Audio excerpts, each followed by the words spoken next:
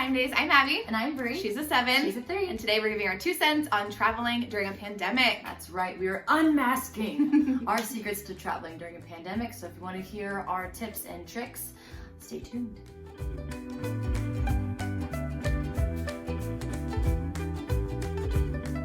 Also, like a disclaimer for this video, just in general, like Abby and I obviously are not CDC experts. Yeah. We are just reading and like being filled with the knowledge that like with the resources that we have and have linked for you in this video. So you want to just go talk about our experiences? Yeah. And how we traveled, where we traveled, all that stuff? Yeah. All right.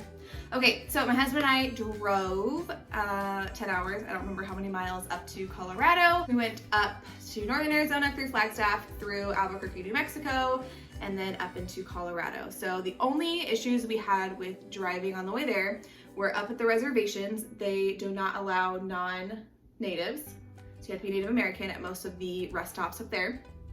In Albuquerque, the roads are horrible, but that's New Mexico. And then also in Albuquerque, they only let same thing, like reservation owned land, they only let natives in and non-natives cannot go in. So it just depended on where we stopped. And then in Colorado, everything was fine. Colorado governor actually was going to release the masks on October 12th, which was the Monday we were there.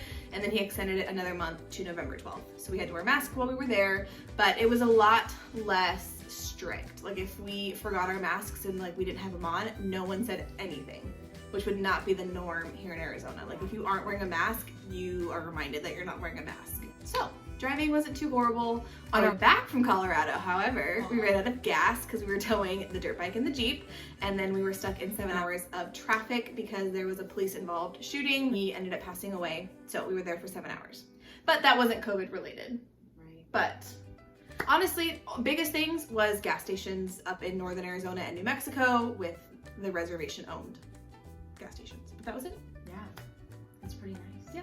It's much different than when we went up in May though. In May, like we had a much harder time finding somewhere to stop than we did this time. Because everywhere was closed and nowhere, even like a McDonald's, wouldn't let you go in and use their restroom. Wow. So it was much worse when we drove up in May. So things are reopening now and getting a lot more lenient. So that's what we noticed. Great. What about you? My mom lives in Kansas, very small town there. And so we flew to Denver because it was a little bit cheaper there.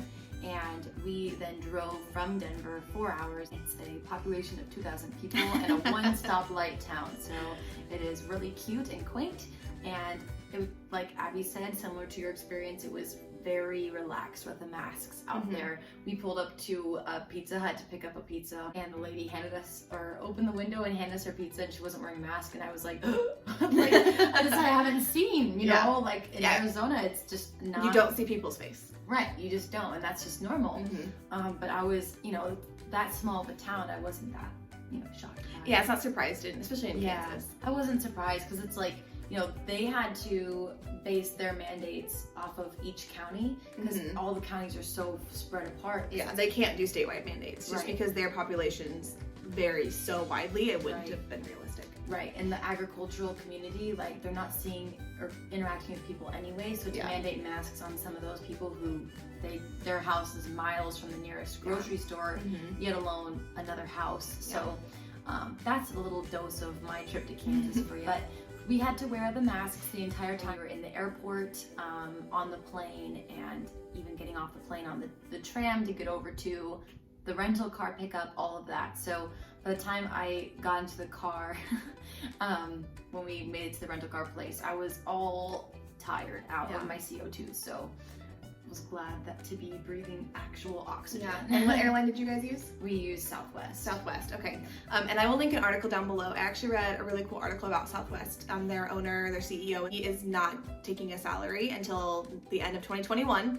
And then their executives are getting a 20% pay cut until the end of 2021 because they have not had to fire or furlough a single employee. That's amazing. If you guys can fly Southwest, I would highly recommend it because they're doing right by their employees. How were the seats lined up for everything? Well, the flight going in was like a less crowded flight, so it was like you could sit every other person, so 2 to a row, or like sit with your group.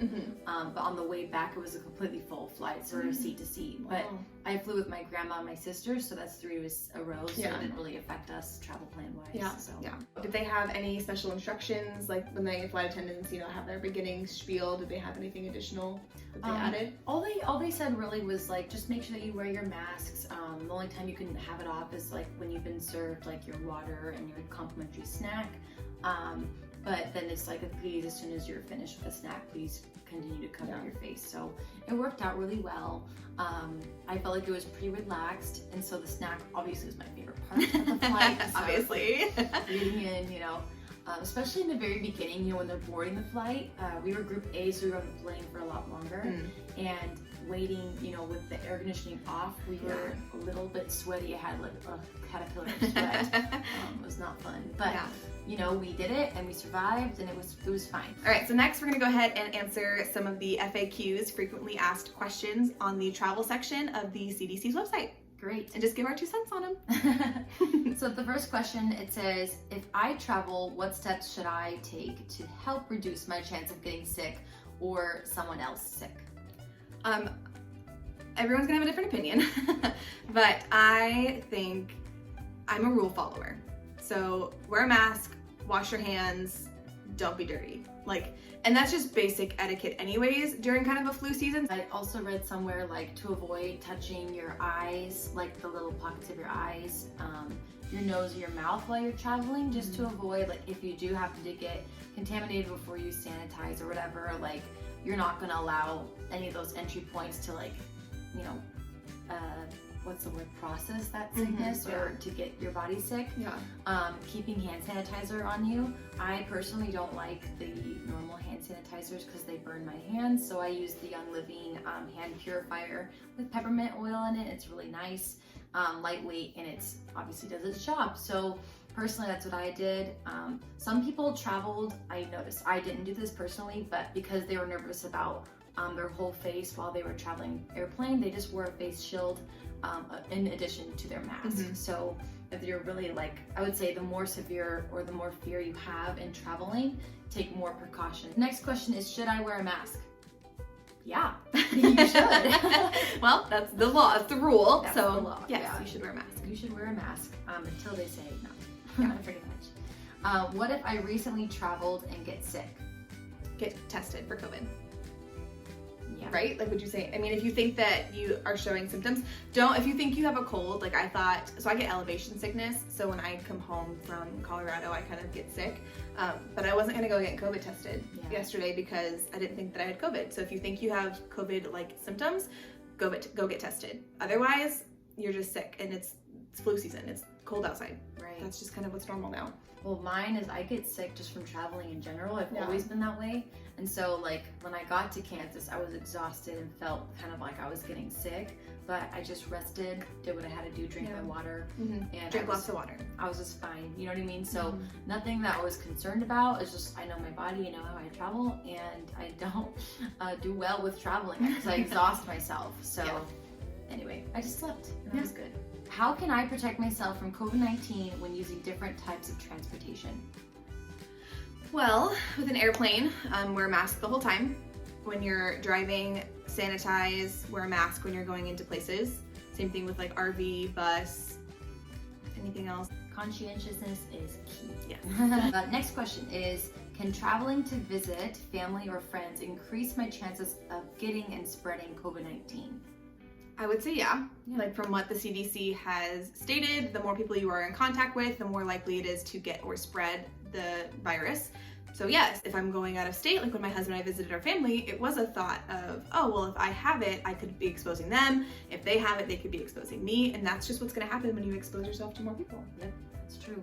And I mean, I think anytime you do something that's not in your normal everyday routine, you increase the risk. It's like math, right? So you increase the risk, but like if you're taking precautions, like it lowers that risk. Yeah. It doesn't mean the risk goes away. It just means, like, you know, it's find a way to protect yourself and others while traveling. And if someone you know is more susceptible to getting the virus or more vulnerable or even just uncomfortable with being around you after like traveling, just giving people a heads up like, hey, I just left the state, just so you know. That way if you are around them without a mask, that they have a proper heads up so they can decide for themselves, like to expose themselves to that. So and just being honest, like just letting people in your life know, hey, I just came back from here. I think international travel is a little bit different.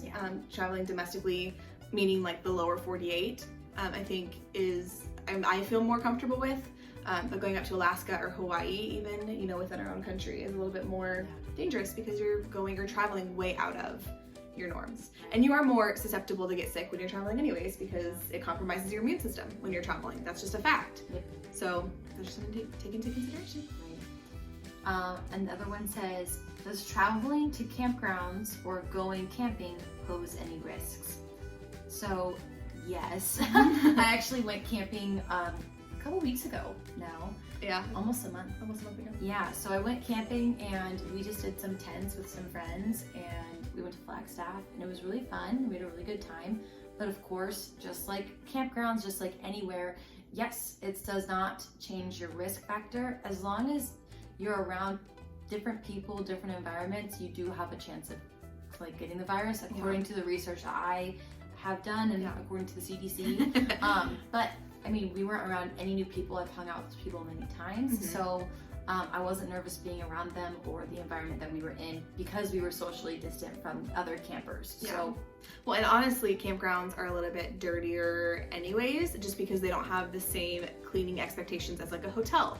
So if you are someone that is very worried about the cleanliness, don't go camping because you get down and dirty. Like you don't take a shower for, if you go camping sometimes, or they don't have, I know a lot of campgrounds closed their public restrooms. I think some of them are open now, but that's just a fact. Like it is just dirtier, and so you have to consider those, germs when you're going camping if you're more susceptible. Yeah.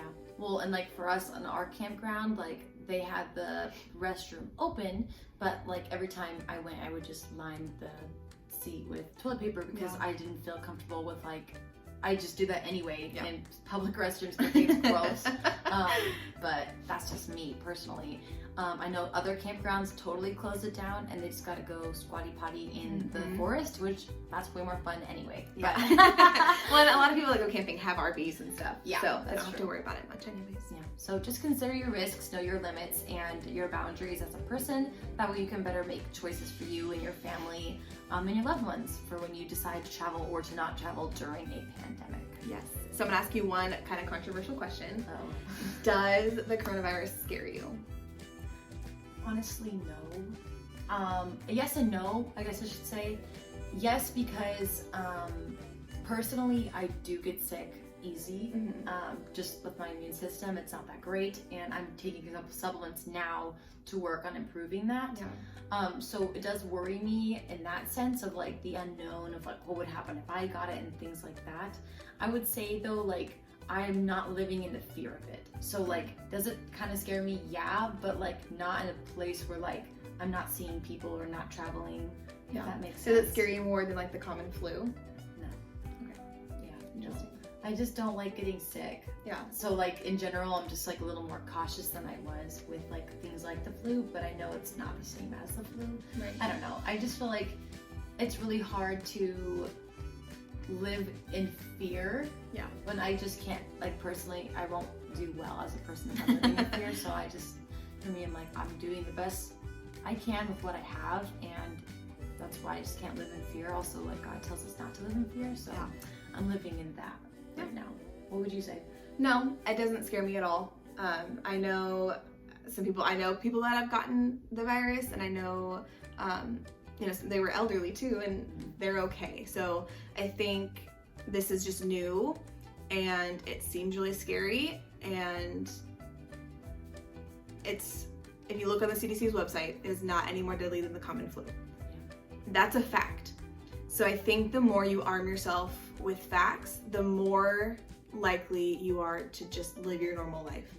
Like, do I wish that we didn't have to wear masks? Yeah. I hate having to wear masks in my classroom with my kids. Like I hate that my kids can't sit in groups and they have to sit in single file rows and they have to sanitize when they enter and leave and we have to wash so much stuff. But I also am grateful because I think we're learning a lot as a country from this in terms of cleanliness standards. Like I think that hopefully a lot of, the cleaning precautions will stay, because I mean that's just what it should be anyways, because the flu is very deadly. I would encourage you, if the coronavirus does scare you, just read facts. Don't go to CNN, MSNBC, any of the news outlets.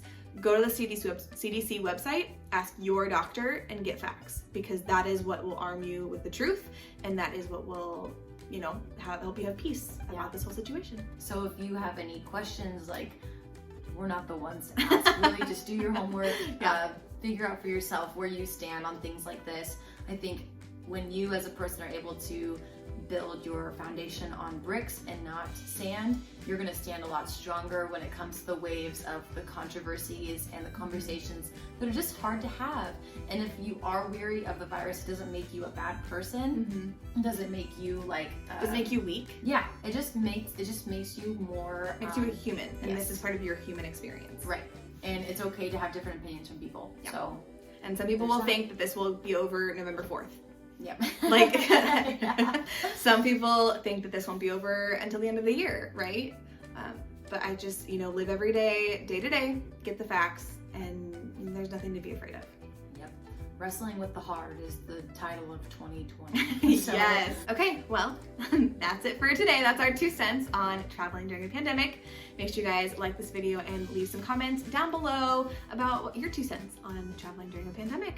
Thank you again for watching this video, and we look forward to seeing you guys and sharing our 2 cents with you next time. Bye! Bye!